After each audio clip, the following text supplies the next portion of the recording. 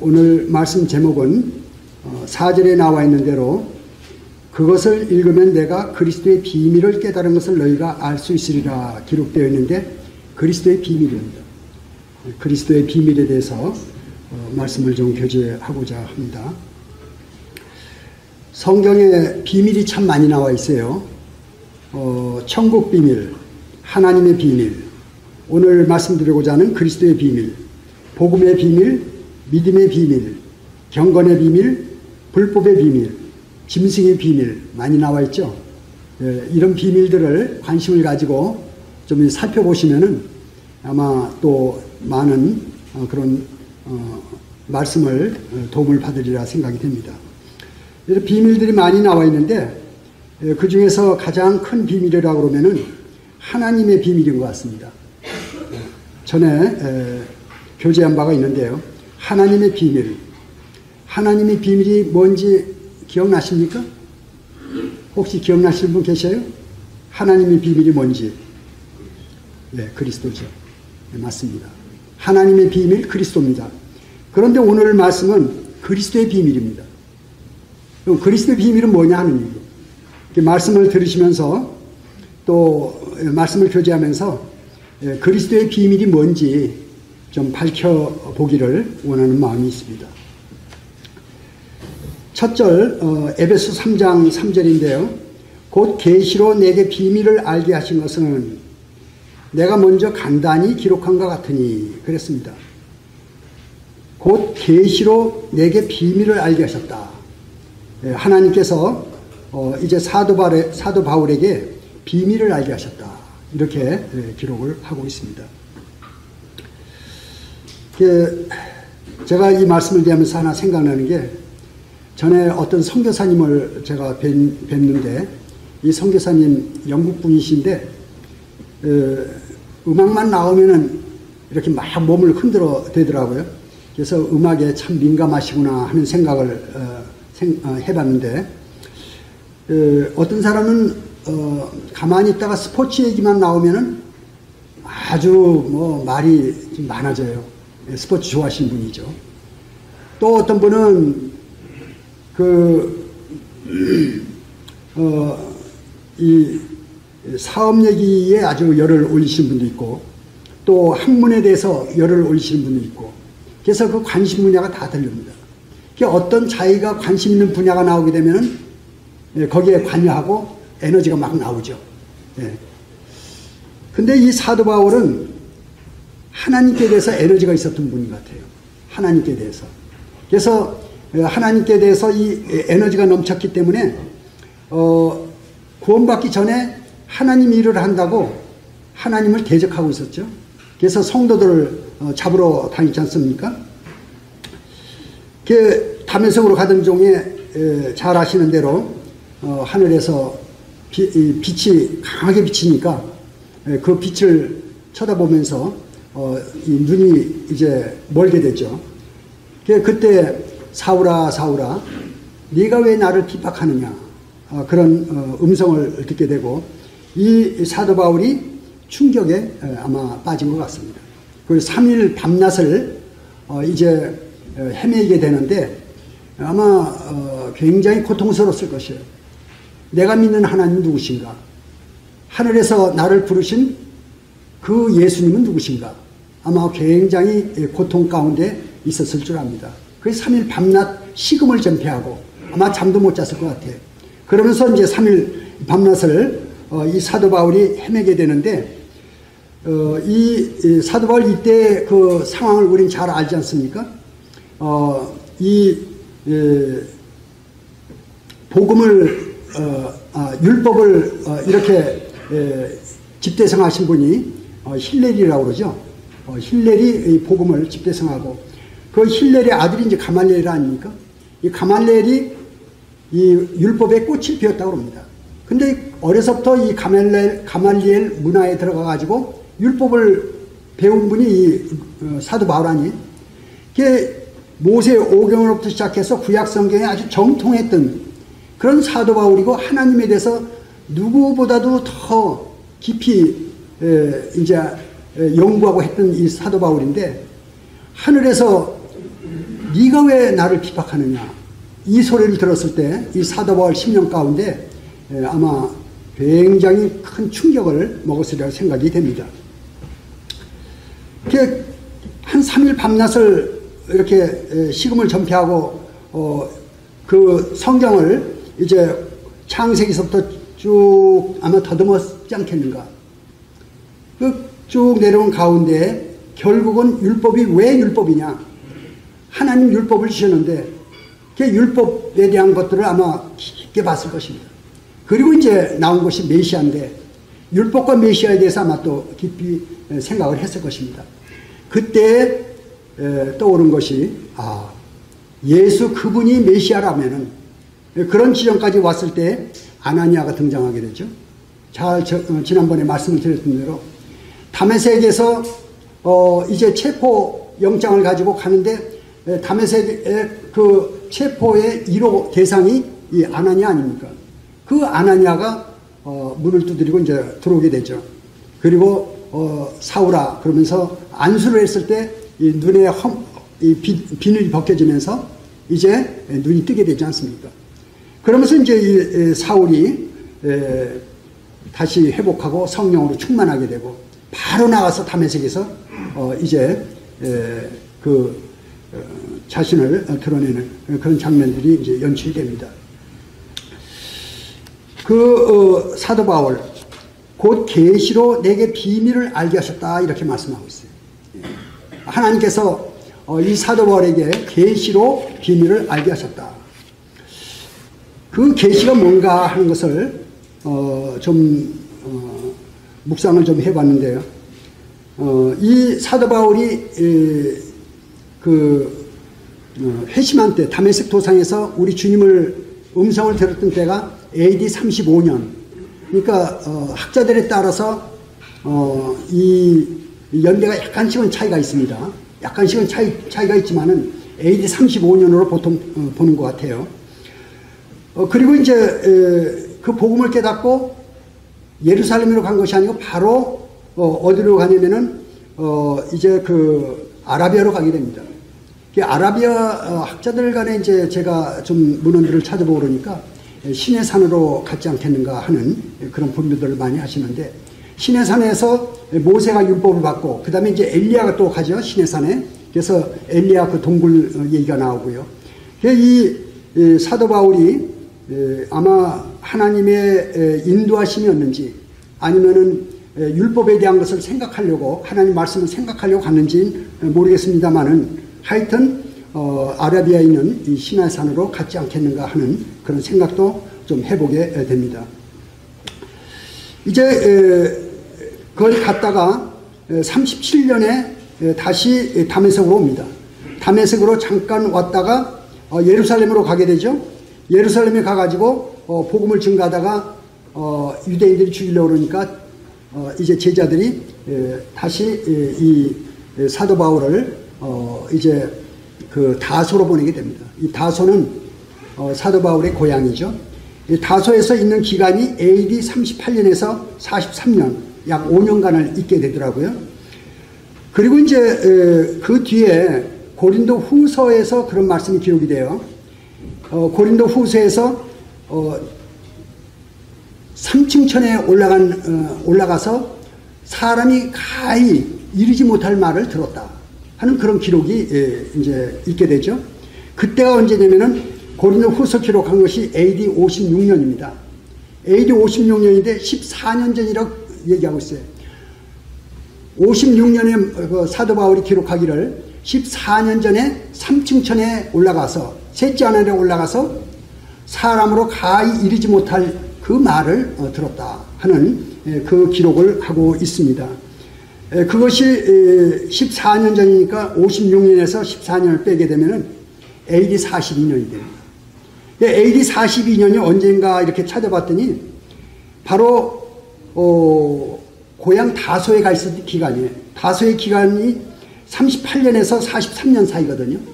그러니까 42년 하니까 그 사이 그 다소에서 5년간 머물렀던 그 기간인데 그때는 사도 바울로 보게 되면은 어린 시절입니다. 성도의 삶으로 보게 되면 초창기예요. 그때에 시내산 아라비아로 갔다가 돌아와가지고 다메섹에 잠깐 머물렀다 예루살렘 갔다가 다시 다소에 와 있는 그 5년 기간 동안에 셋째 하늘에 올라간 그런 경험을 했다 하는 기록상으로 그렇게 이제 간주하게 됩니다. 그래서 여기에 나오는 곧 계시로 내게 비밀을 알게 하셨다. 이 쓰고 있는 이 시제 면접은 에베소서 3장 3절이에요. 이것이 에베소서는 언제 기록을 했냐면은 에베소서는 이제 로마 감옥에 갇혀가지고 AD 62년입니다. 오늘 좀 혼란스럽겠네. 숫자가 계속 나오니까. AD 62년인데 42년에 셋째 하늘에 그 이야기를 쓰고 있는 42년이에요. 그것이. 그런데 이 에베소서 기록한 것은 62년이거든요. 20년 지난 때입니다. 20년 지난 때. 20년이 지나가지고 사도 바울이 뭐라고 기록하고 있냐면은 계시로 내게 비밀을 알게 하신 것은 내가 먼저 간단히 기록한 것 같다. 이렇게 기록을 하고 있어요. 이 내용을 보면은 사도 바울의 이제 셋째 하늘에 올라간 그 경험을 한 다음부터도 20년이라는 기간이 흐른 때입니다. 그 20년 기간이 1차 전도여행, 2차 전도여행, 3차 전도여행. 그 다음에 4차 때는 예루살렘으로 돌아가가지고 예루살렘에서 체포돼가지고 이제 로마로 후송되는 그런 과정 아닙니까? 그 이제 그런 그 과정이 한 20년의 세월이 흐른 거예요. 그 20년 동안에 죽을 고비를 엄청 많이 겪었죠. 태창으로 맞기도 하고 강의 훈련, 동정의 훈련, 이방인의 훈련, 위험, 엄청난 그런 그 고난들을 많이 겪었습니다. 이 사울이 바울이죠. 사울이 이제 나중에 바울이 되죠. 이름이 변경이 됩니다. 그래가지고 그런 그 경험들을 수없이 겪고 이제 에베소서를 기록하고 있는 겁니다. 에베소서를 기록하는데 뭐라고 기록하냐면은 곧 계시로 내게 비밀을 알게 하신 것은 내가 먼저 간단히 기록한 것 같다. 이렇게 기록하고 있습니다. 내가 먼저 간단히 기록했다 하는 이야기는 뭡니까? 여기 지금 에베소서 3장이에요. 3장에서 간단히 기록했다 하는 것, 먼저 기록했다 하는 이야기는 에베소서 1장과 2장입니다. 그걸 얘기하고 있는 거예요. 그걸 간단히 기록했다. 근데 성도님들 잘 아시다시피 에베소서 1장하고 2장을 읽어보면은 얼마나 엄청난 얘기가 적혀 있습니까? 어마어마한 얘기가 적혀 있어요. 에베소 1장과 2장에는. 그런데 사도 바울은 뭐라고 말씀하시냐면은 간단히 기록했다. 간단히 기록했다. 간단히 기록했다고 이렇게 얘기하는 걸 보면은 사도 바울이 알고 있는 하나님께로부터 받은 그 계시가 어마어마하다는 겁니다. 어마어마한 그 계시를 압축해가지고 간단하게 기록했다는 것입니다. 그것이 에베소서 1장과 2장입니다. 이제 그 간단히 기록했다는 것을 우리가 조금 좀 살펴볼 필요가 있어요. 저희도 이제 사도 바울이 간단히 기록했다는 것을 좀 이렇게 간단히 좀 볼 필요가 있겠습니다. 처음 이제 에베소 1장으로 돌아가게 되면요, 하나님 곧 예수 그리스도의 아버지께서 그리스도 안에서 우리를 예정하사 신령한 복을 주시고 자기 아들들이 되게 하셨다. 이렇게 나옵니다. 그런 이제 세 찬송이 나오죠. 삼위 하나님의 찬송이 납니다. 성부 하나님의 찬송이 나오고 성자 하나님의 찬송이 나오고 성령 하나님의 찬송이 나옵니다. 제가 좀 읽어드릴게요. 에베소 1장 6절에 보게 되면은 이는 그가 사랑하시는 자 안에서 우리의 거저주시는 바 그의 은혜의 영광을 찬송하게 하려는 것이라. 그래서 성부 하나님에 관계되는 그런 찬송 내용입니다. 에베소 1장 12절에는요. 그가 이는 우리가 그리스도 안에서 전부터 바라던 그의 영광의 찬송이 되게 하려 하십니다. 그리스도 안에서 우리가 그의 찬송이 된다. 이렇게 기록하고 있습니다. 이거는 성부 하나님과 관계되는 찬송의 내용으로 봅니다. 에베소 1장 14절에는 그가 우리 기업의 보증이 되사, 기업의 보증은 성령님이죠. 그 얻으신 것을 속량하시고 그의 영광을 찬송하게 하려 하십니다. 그래서 성부 하나님, 성자 하나님, 성령 하나님의 관계되는 찬송이 울려 퍼지고요. 이제 이 카메라가 이제 어디로 움직이냐면은 우리를 예정하사 했던 그 우리가 너희는 이렇게 나옵니다. 우리가 이제 너희로 바뀌면서 그 대상이 너희 쪽으로 이렇게 옮겨가게 되죠.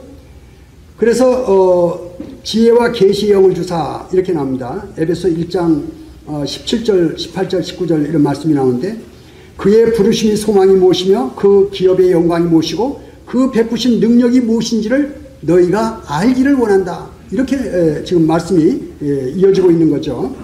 에베소 1장 17절을 보겠습니다. 하나님, 그리스도의 하나님, 영광의 아버지께서 지혜의 계시 영을 너희에게 주사 하나님을 알게 하시고 18절이요. 너희 마음 눈을 밝히사 이렇게 합니다. 마음 눈을 밝히사 그의 부르심의 소망이 무엇이며 성도 안에서 그 기업의 영광의 풍성함이 무엇이며 19절이요. 그의 힘의 위력으로 역사하심을 따라 믿는 우리에게 베푸신 능력의 지극히 크심을 어떠한 것을 너희로 알게 하시기를 원하노라. 그래서 이것이 하나님의 지극히 크신 능력이다. 이렇게 말씀하고 있습니다. 하나님의 지극히 크신 능력이다. 이것이 바로 예수 그리스도로 말미암아 이제 성령님을 통해서 너희에게 나타났다. 이렇게 얘기하시는 거죠.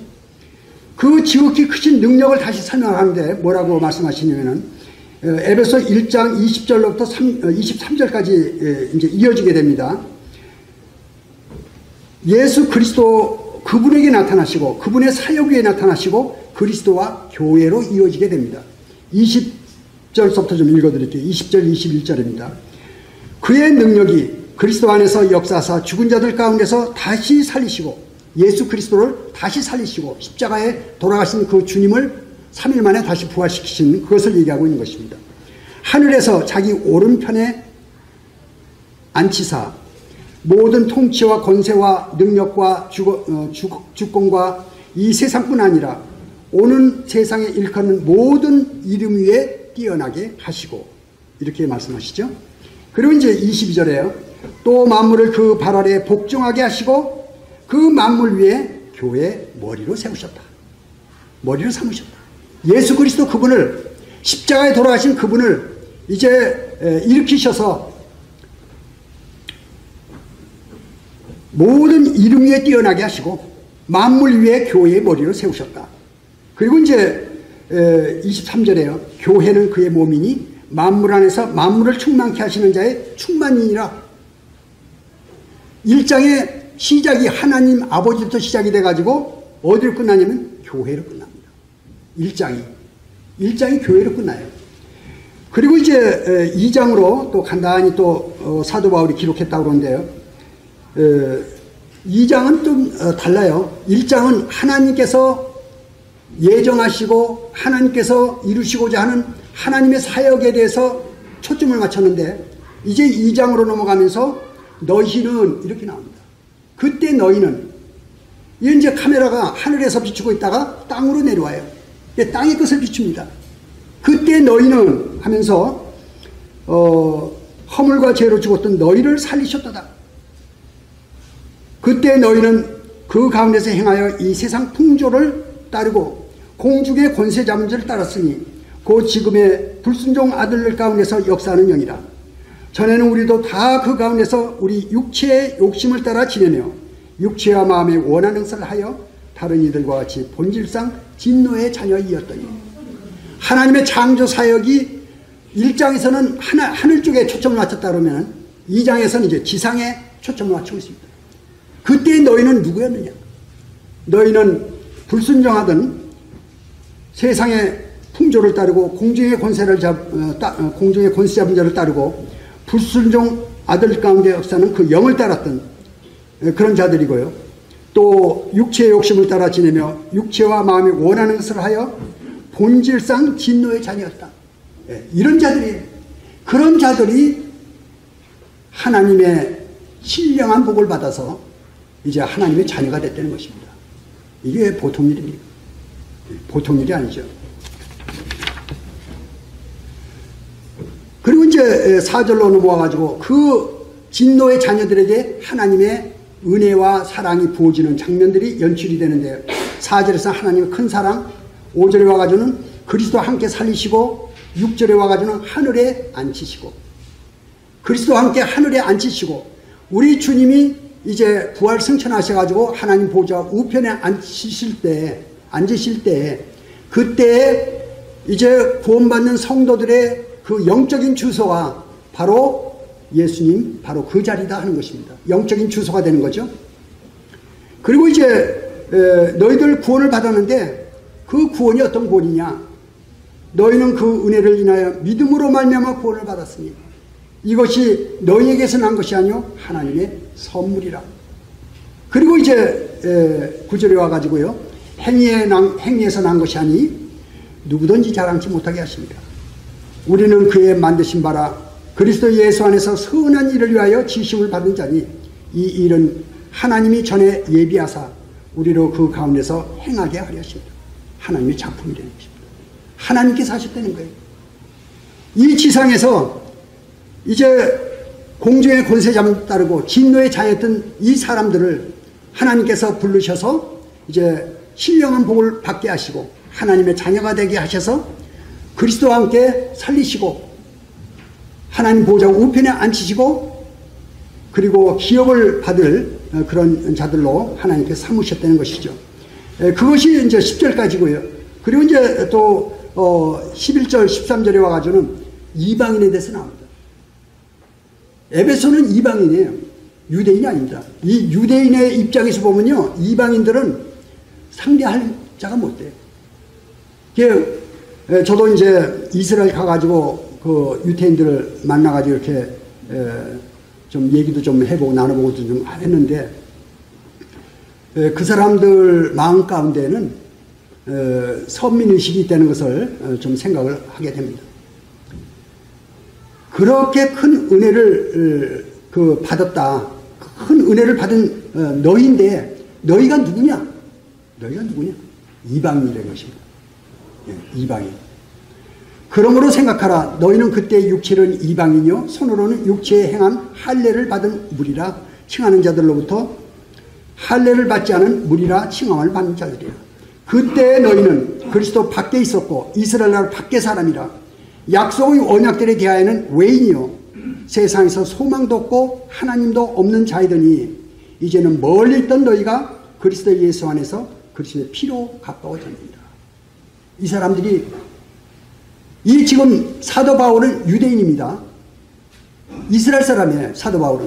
사도 바울은 이제 하나님의 그 말씀 성경을 구약에 정통한 사람이고 그리고 이제 다메섹 도상에서 하나님께 부르심을 입어가지고 그 아라비아로 갔다가 그 과정을 겪어서 이제 다소에 갔다가 다시 안디옥으로 이제 오게 되죠. 안디옥에서 그 바나바와 같이 선교 여행을 떠나게 됩니다. 1차를 떠나고 2차 때부터 이제 신라하고 떠나게 되죠. 2차 여행, 3차 여행, 4차 이제 전도 여행까지 그 전도 여행을 거쳐서 결국 이제 로마 감옥에 갇힌 것이 AD 62년입니다.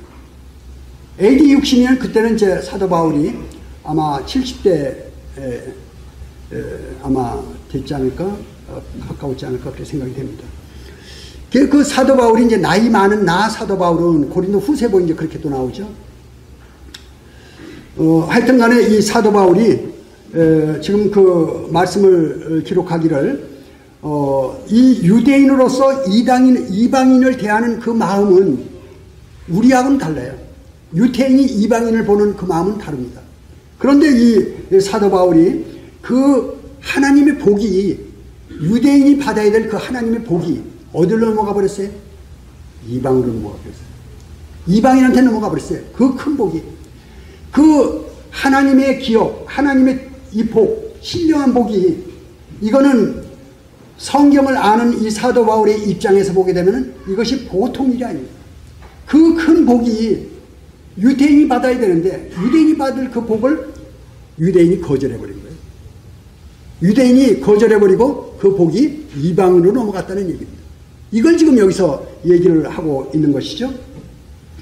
본질상 진노의 자녀였던 그런 이방인들이 이제 은혜로 또 믿음으로, 그 은혜를 믿음으로 구원을 받아서 하나님의 자녀가 된 것입니다.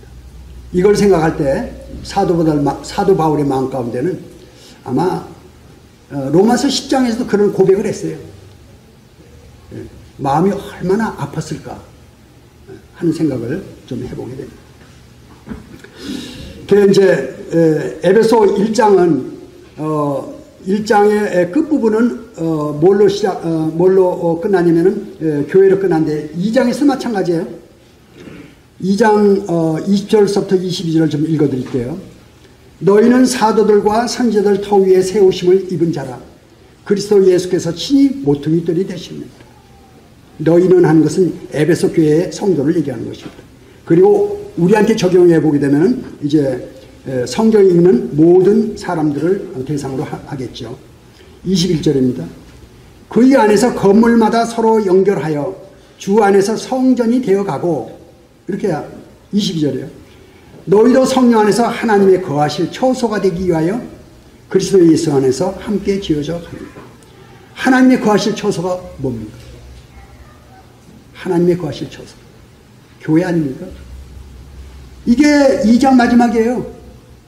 2장 마지막 절에 나오는 말씀이 하나님의 거하실 처소예요. 1장 마지막 절은 무엇입니까?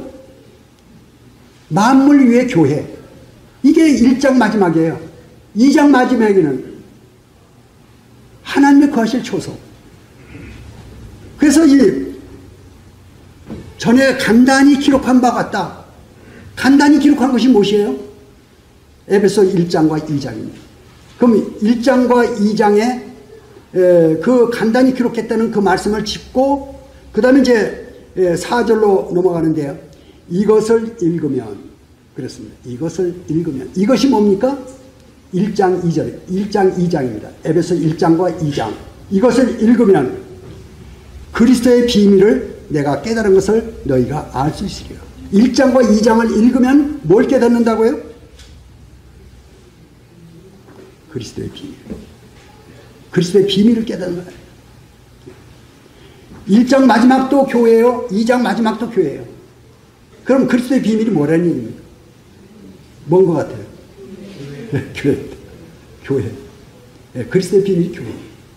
하나님의 비밀은 뭐라고 그러셨죠? 그리스도. 하나님의 비밀은 그리스도예요. 그럼 그리스도의 비밀은 뭐예요? 교회. 네, 이렇게 떨어집니다. 이렇게 떨어집니다. 이 사도 바울이 지금 심각한 얘기를 하는 겁니다. 이게 아주 중요한 얘기예요. 예, 한 절 한 절이 얼마나 중요한 말씀인지 몰라요. 저도 처음엔 잘 몰랐어요. 이 말씀을 읽고 또 읽고 자꾸 읽다 보니까 아, 이게 보통 말씀이 아니네. 보통 말씀이 아닌 거예요. 모르면은 아무 감각이 없어요. 이게 좋은 건지 나쁜 건지 감각이 없어요. 알면 감각이 생깁니다. 알면. 하나님 말씀도 모르고 지나가면은 감각이 없어요. 근데 하나님 말씀에 이제 그 내용을 알게 되면은 감각이 생기는 것입니다. 이것을 읽으면 그리스도의 비밀을 내가 깨달은 것을 너희가 알 수 있으리라. 이렇게 말씀하고 있어요. 사도 바울이 지금 여기서 그리스도의 비밀이라고 말씀하시는 이 부분이 바로 교회다 하는 것을 생각하게 되죠.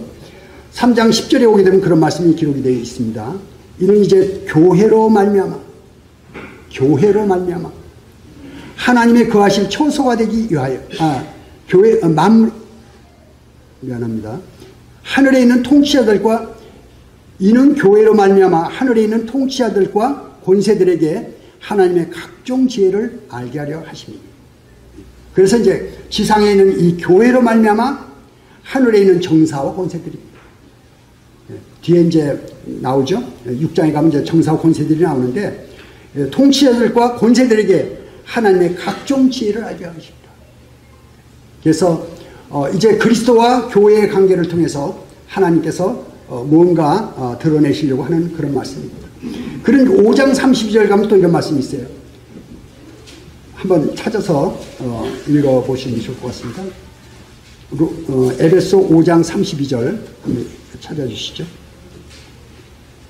찾으셨으면은 읽어주시기 바랍니다. 시작. 이 비밀이 크도다. 나는 그리스도와 교회에 대해 말한다. 이 비밀이 크도다. 이 비밀이 크도다. 나는 그리스도와 교회에 대하여 말하노라. 이 비밀, 그리스도와 교회에 대한 비밀, 이 비밀이 크다는 것입니다. 이 성경에서 전체적으로 다루는 그 내용이 예수 그리스도이고요. 예수 그리스도 못지않게 다루시는 것이 결국은 교회입니다. 그래서 이제 이 창조 사역이 완성이 된 다음에 우리가 창조 전에 만세 전에 이제 예정하셨지 않습니까? 하나님이. 그 예정하셨던 그 예정이 교회 아닙니까? 교회죠. 그런 이제 하나님의 역사가 다 끝났어요.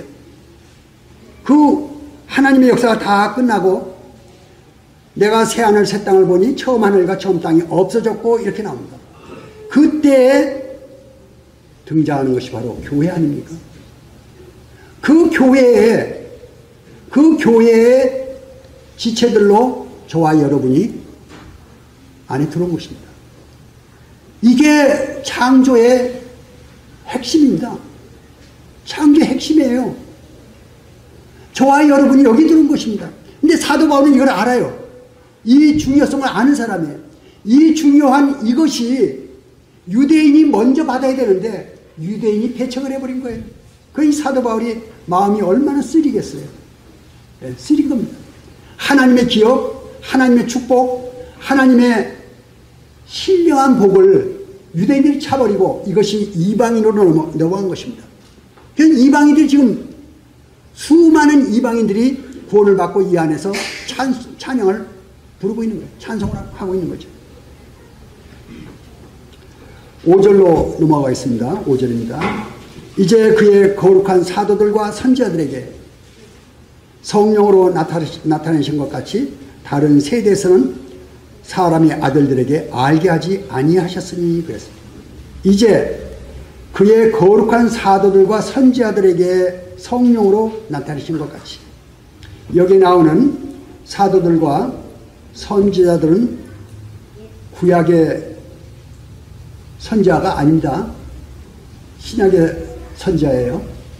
예, 그 성경 그런 것들을 이렇게 잘 분별하면서 보시는 게 좋습니다. 사도행전 11장 27절 28절 말씀을 읽어드릴게요. 그때 선지자들이 예루살렘에서 안디옥에 이르니, 예루살렘에서 안디옥에 이르렀던 이 선지자들은 신약에 나오는 선지자들입니다. 구약에 나오는 선지자들이 아니고. 그 중에 아가보라 하는 사람이 일어나 성령으로 말하되 천하에 큰 흉년이 들리라 하더니 글라우디오 때에 그렇게 됩니다. 신약교회에 있던 그 선지자입니다. 그래서 흉년이 들리라 했더니 그렇게 됐다. 그 얘기고요. 또 사도행전 13장 1절에 보면요. 안디옥 교회에 선지자들과 교사들이 있으니, 안디옥 교회에 선지자들과 교사들이 있었어요. 네, 그래서 여기 나오는 이 선지자들은 구약에 나오는 선지자들이 아니고 신약에 나오는 선지자들이다 하는 그런 분별을 가져보게 됩니다. 또 사도행전 21장 10절 11절에 보면요. 여러 날 머물러 있더니 아가보라는 한 선지자가, 뒤에 보게 되면 이제 사도 바울의 허리띠를 풀어가지고 그 자기 손을 묶고 이 허리띠의 주인을 이와 같이 묶어가지고 잡아가리라. 절대 예루살렘으로 가지 말라. 그런 얘기를 하는 것들이 나오죠. 6절로 그 앞에요. 다른 세대에서는 사람들의 아들에게 알게 하지 아니하셨으니 그랬습니다. 다른 세대. 그래서 다른 세대라는 것은 이제 이 교회 시대, 은혜 시대 이후에 시대들이 많이 나오죠. 에덴 동산 시대라든지 또 노아 홍수 시대, 바벨탑 시대, 또 율법 시대, 그런 시대들을 얘기하는 겁니다. 그 시대를 가리켜서 다른 시대에는 알지 않았다 하는 것을 말씀드리고요. 6절로 넘어가겠습니다. 이는 이방인들이 복음으로 말미암아 예수 그리스도 안에서 함께 상속자가 되고 함께 지체가 되고 함께 약속에 참여하는 자가 됩니다. 함께가 3번이나 계속해서 나옵니다. 이방인들이 함께 이렇게 나옵니다. 이건 뭘 얘기합니까? 하나님께서 하나님 백성으로 이스라엘을 택하시고 이스라엘에 먼저 예수 그리스도를 보내서 이제 천국 복음을 전했어요. 천국 복음을 전했는데 이스라엘이 예수님 배척해버렸죠. 그리고 그 천국 복음이 2000년이라는 기간을 지나서 천년왕국으로 넘어가게 됩니다.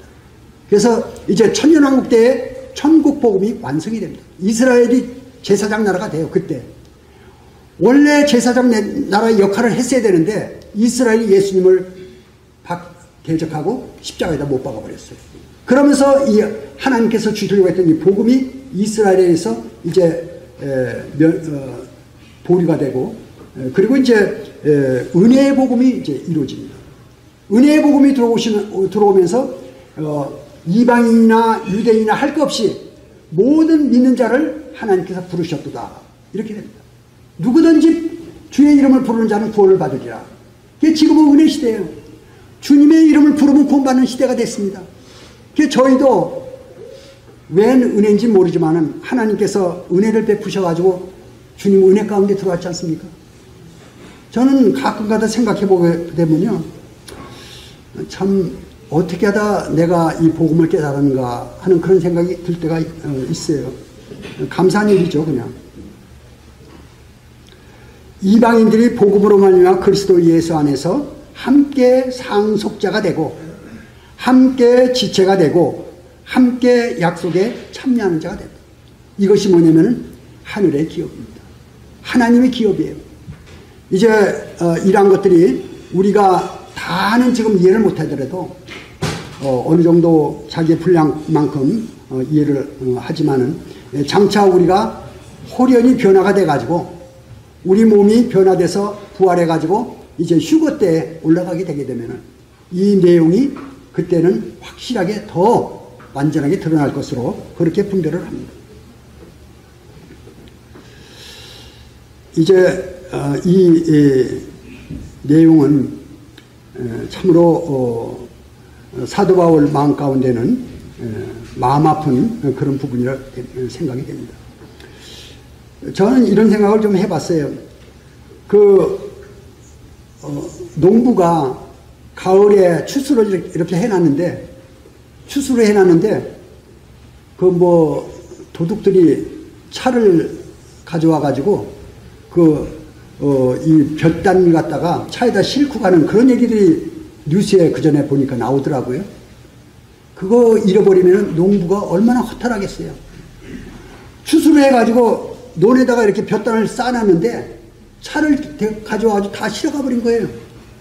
그게 바로 사도 바울의 마음의 그 상태가 아닌가. 이 추수에는 누가 수고한 것입니까? 이 수고한 것이 유대인들이 수고한 거예요. 이방인은 수고한 게 하나도 없어요. 아무 수고도 않고 유대인들이 다 거의 2000년 아브라함 때부터 그 얼마나 수고를 많이 했어요. 이스라엘이 수고해서 얻어놓은 그 농산물을 이방인들이 다 갖다 먹어버려요. 이것이 사도 바울의 마음이다 하는 것입니다. 그걸 우리가 이해를 해야 돼요. 우리는 이방인이에요. 우리는 거저먹은 사람들이에요. 이것을 사도 바울의 입장에서 보게 되면 마음이 쓰린 거죠. 그래서 로마서에 사도 바울이 그런 고백도 하죠. 7절로 넘어가겠습니다. 이 복음을 위하여 그의 능력이 역사하시는 대로 내게 주신 하나님의 은혜의 선물을 따라 내가 일꾼이 되었노라. 그런데 이 사도 바울이 복음을 전하려고 소아시아에서 복음을 전하려고 이제 아시아 쪽으로 가려고 했어요. 그랬더니 성령이 막아요. 못 가게 한 것입니다. 그리고 사도 바울한테 이제 마케도냐에서 손짓을 하죠. 이리 건너와서 우리를 도우라. 그 성령께서 그쪽으로 인도하셔요. 그래가지고 그 첫 성이 나오는 것이 빌립보 아닙니까? 빌립보에 가가지고 자주장사 이제 누굽니까? 루디아. 루디아에게 복음을 전하게 되죠. 그게 첫 유럽에 들어가서 복음 전하는 것입니다. 아시아에서 이 사도 바울을 통해서. 복음이 아시아 쪽으로 향하려는데 아시아 쪽으로 향하지 못하고 유럽으로 들어갑니다. 그래서 마케도냐로 가가지고 이제 그리스로 들어가고 로마로 들어와서 스페인, 서바나 그쪽으로 이제 들어가게 됩니다. 그것이 이제 영국으로 해서 미국으로 갔다가 오늘 한국까지 온 거 아닙니까? 이 복음이 동쪽으로 간 것이 아니에요. 복음이 서쪽으로 갔습니다. 서쪽으로 가서 지구를 한 바퀴 돌았어요. 이제 back to the Bible 그러죠. back to the Bible, back to 예루살렘. 이 복음이 이스라엘은 이제 예루살렘을 시작해서 예루살렘으로 들어오면 땅 끝까지가 됩니다. 거기까지 왔어요 지금 복음이. 그 메시아닉 주들 제가 좀 만나봤는데 그분들 대단해요. 주님 은혜를 찬양하고 일단은 이 복음입니다. 이 복음을 위하여 그의 능력이 역사하시는 대로 그 능력이 어떻게 역사하셨어요? 사도 바울을 아시아 쪽으로 복음을 전하지 못하게 하고 이제 유럽 쪽으로 복음이 들어가도록 그렇게 역사하신 것입니다. 사도 바울도 어떻게 할 수가 없어요. 나를 이방인의 사도로 삼았다. 하나님께서. 사도 바울도 어떻게 할 수가 없었습니다. 하나님께서 인도하신 대로 사도 바울은 순종해 갔을 뿐이에요. 내게 주신 하나님의 은혜의 선물을 따라 내가 일꾼이 되었다. 그랬습니다. 이 사도 바울은 일생 동안을 하나님의 이 복음을 전하는 데 바쳤죠. 복음을 전하고 이제 장로를 세우고 그리고 이제 이 교회가 이루어지도록.